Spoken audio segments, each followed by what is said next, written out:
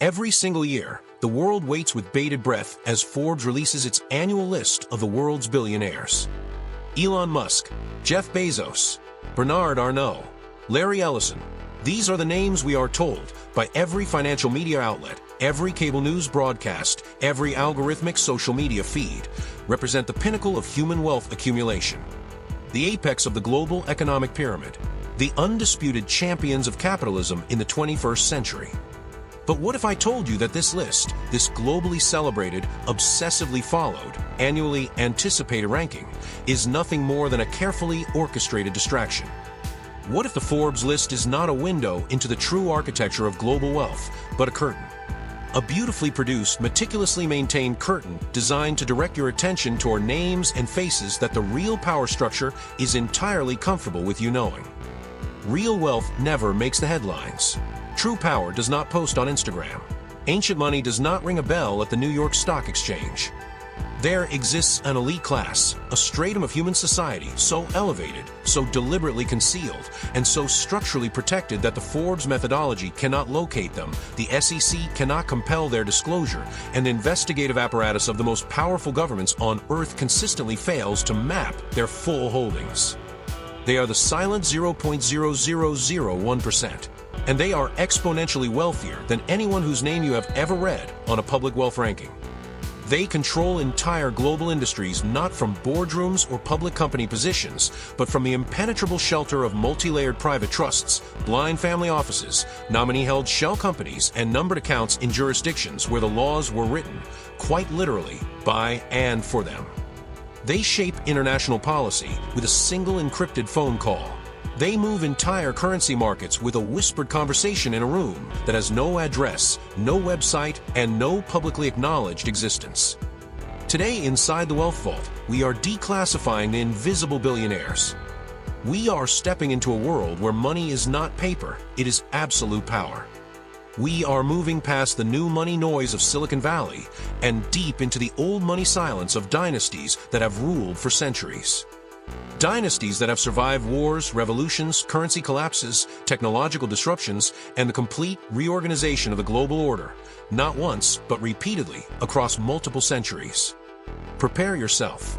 After today, you will never look at a Forbes list, a news broadcast, or a bank statement the same way again. The vault is open.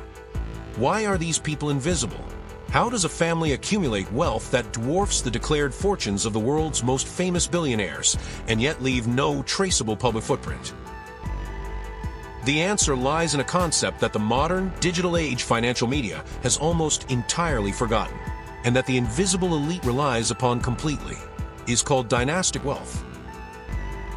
When wealth has been accumulating within a single family structure for 3, 4, 5, or even 7 centuries, compounding across generations through strategic marriage alliances, political access, commodity monopolies, and early-stage control of what would become the world's foundational financial infrastructure, it no longer exists in forms that public markets can track or regulators can access.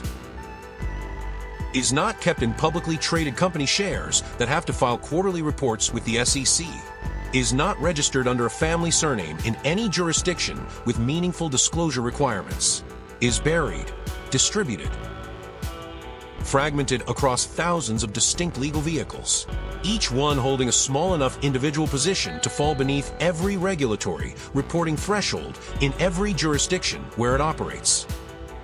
Take the Rothschild family as the prime foundational example.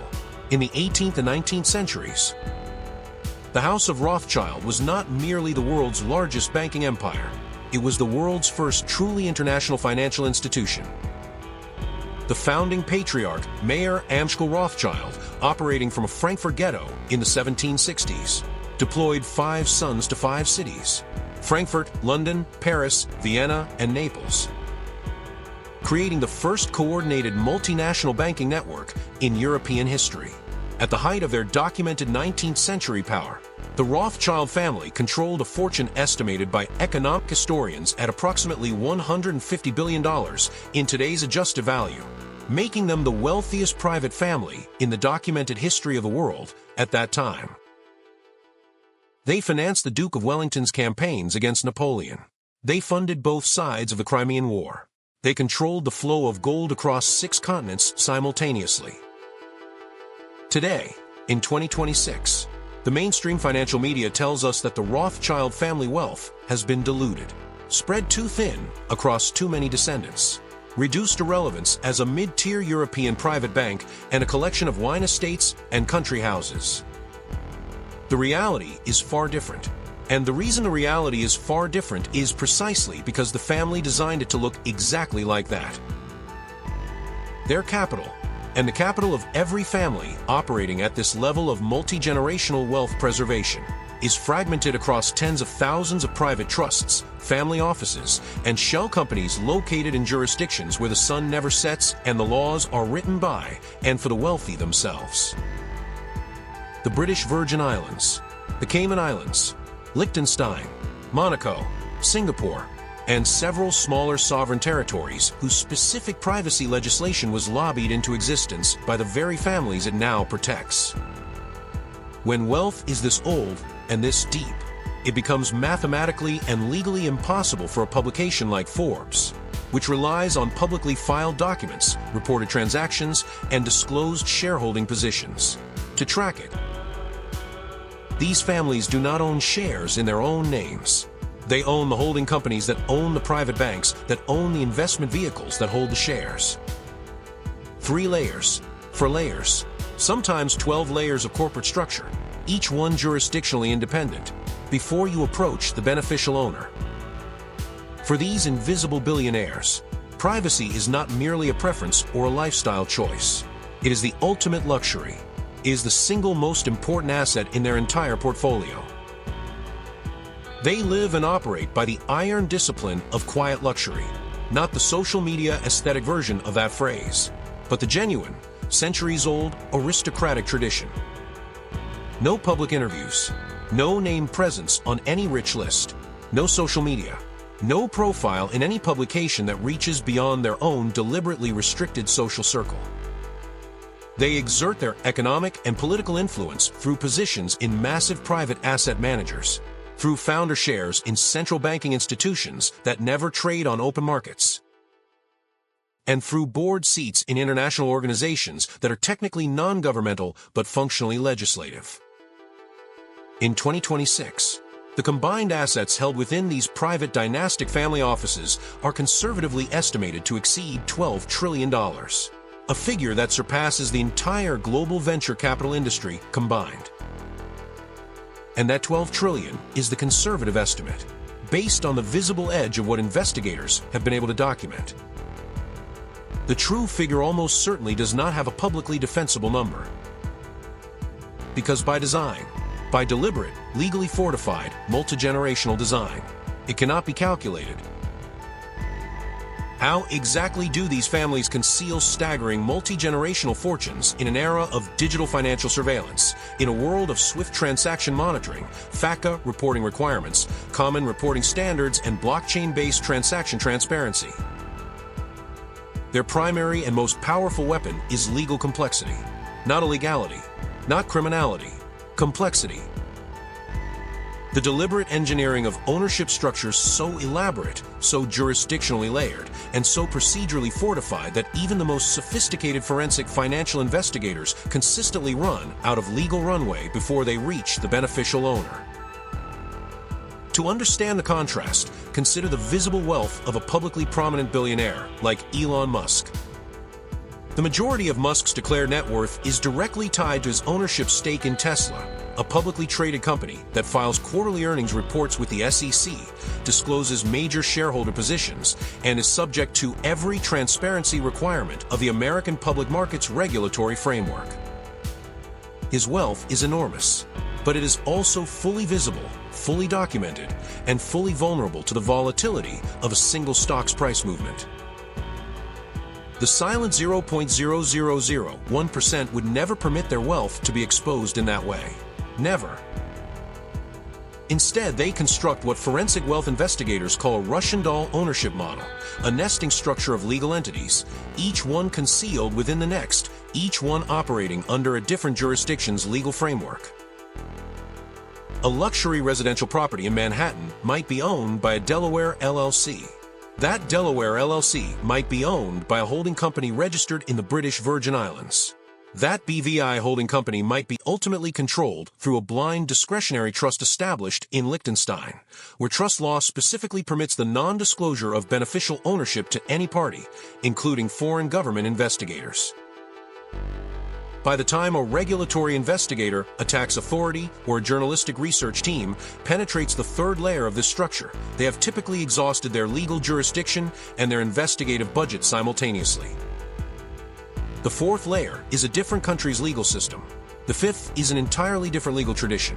The sixth wall is made of attorney-client privilege and sovereign legal immunity. They use private boutique banks in Switzerland and Luxembourg, institutions that do not advertise publicly, do not have retail branches, and do not accept walk-in clients, where accounts are identified not by names, but by encrypted numerical sequences known only to 2 or 3 human beings on Earth. This shadow banking system, this parallel financial infrastructure operating beneath the visible surface of the global economy, is estimated by the Bank for International Settlements and independent financial research institutions to be larger in total capital flows than the world's visible, officially reported GDP. It is a complete, fully functional parallel economy, designed exclusively for and managed exclusively by the elite. The silent 0.0001% do not invest in technology stocks or cryptocurrency, the asset classes that dominate the financial media and the portfolios of aspirational retail investors. They invest in assets that are simultaneously easy to conceal and structurally impossible to devalue over multi-century time horizons. Physical gold stored in private climate-controlled mountain vaults in Switzerland and Austria, vaults that do not appear on any publicly accessible registry. Ultra-rare museum-grade art that never leaves the temperature-controlled storage of Geneva and Singapore Freeport facilities, where it can be bought, sold, and transferred between owners without ever crossing a national border or triggering a customs declaration.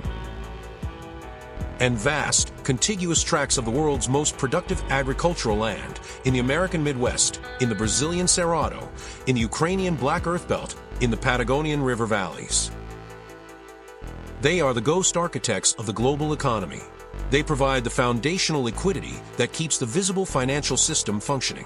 They are the silent counterparty behind the institutions that the world's governments call upon when the system approaches collapse. And in exchange for that function, in exchange for being the lender of absolute last resort, they remain permanently, structurally, legally untouchable. In 2026, it is estimated by the most credible independent research available that over $30 trillion, nearly a third of total global wealth, is currently held within these invisible offshore structures. $30 trillion, governed by no electorate, accountable to no parliament, invisible to every public reporting system on Earth.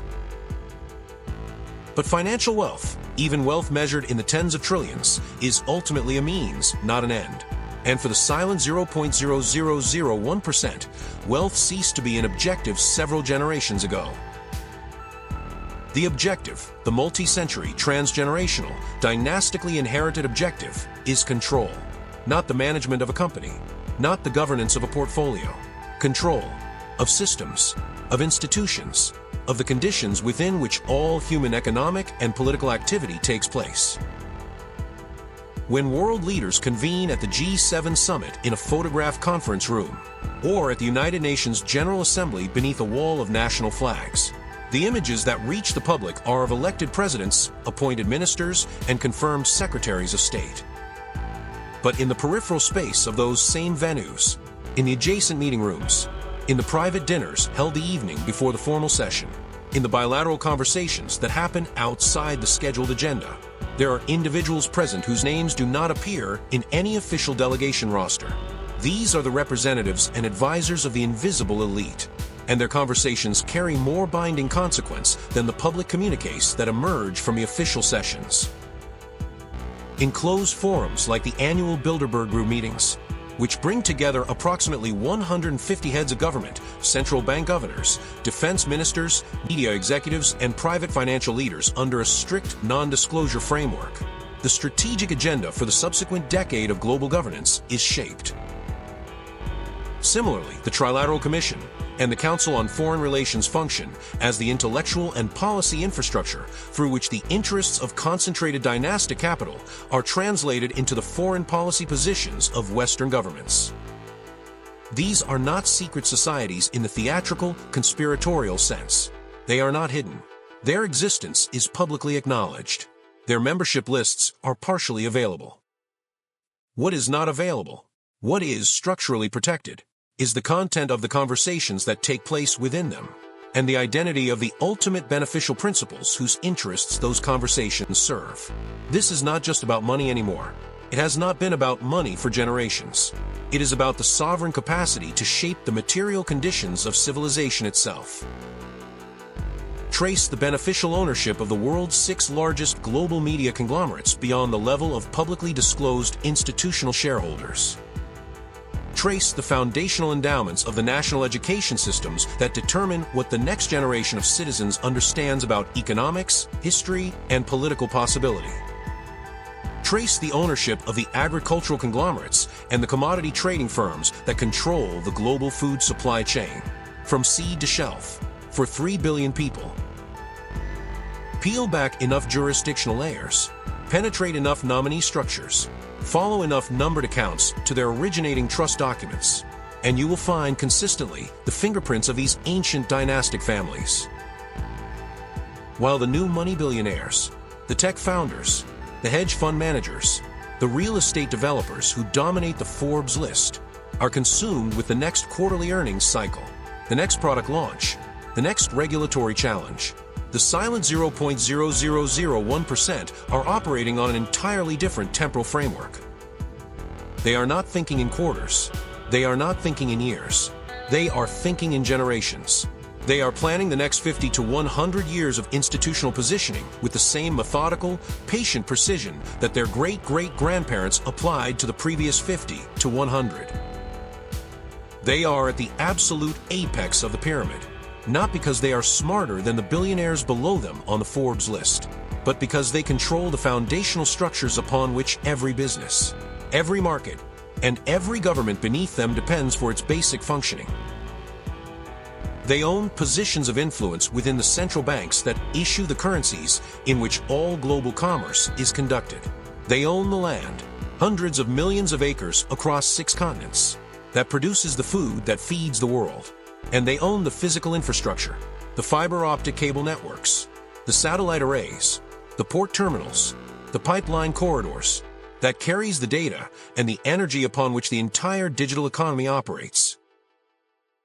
Their influence is so historically deep, so institutionally embedded, and so structurally normalized that they have become effectively invisible, not through concealment, but through the complete and total integration of their interests into the operating assumptions of modern civilization. And the most unsettling detail of all, they are entirely indifferent to your awareness of them. They do not care about public opinion, cancel culture, or the judgment of the media ecosystem they themselves own, because in the jurisdictions where their wealth is held, in the institutions where their influence is exercised, and in the legal frameworks that protect their structural position, you do not yet have the standing to challenge them. The world is a stage, and we, the visible participants, the named citizens, the documented taxpayers, the index consumers, we are the audience. The Forbes list, the celebrity billionaires, the tech moguls photographed on the steps of congressional hearing rooms, the hedge fund managers profiled in the pages of the Wall Street Journal, they are the actors. Talented, ambitious, genuinely extraordinary actors, standing in the full glare of the spotlight, absorbing the scrutiny, the regulation, the taxation, and the public criticism that power inevitably attracts. But the director sits silently behind the curtain, in the dark, reading from a script that was written before any of the actors currently on stage were born. The silent 0.0001% teaches us, by the sheer, overwhelming example of their continued, documented, multi-century success, the single most valuable lesson about the true nature of elite power. True success in the highest registers of human civilization is not loud, it is not branded, is not publicly celebrated or algorithmically amplified. It is silent, patient, structurally embedded, and almost entirely invisible to the populations it governs.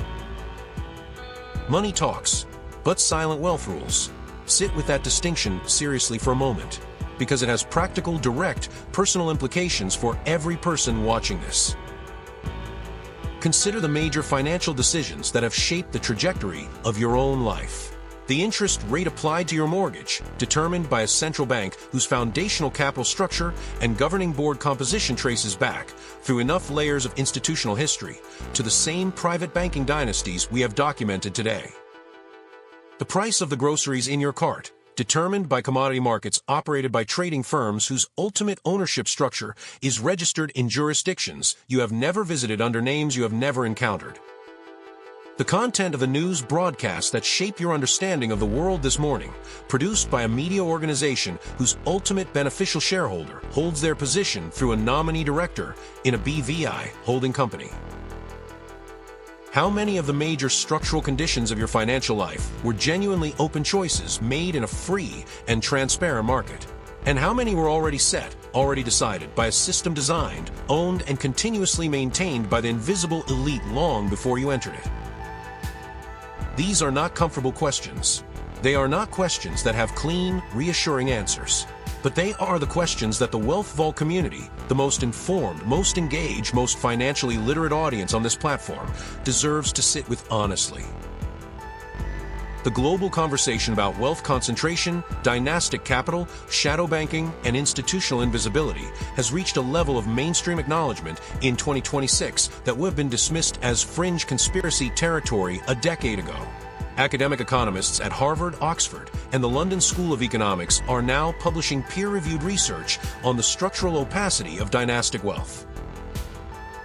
The IMF has formally identified shadow banking as a systemic risk to global financial stability in its most recent World Economic Outlook. The conversation has moved from the margins to the center.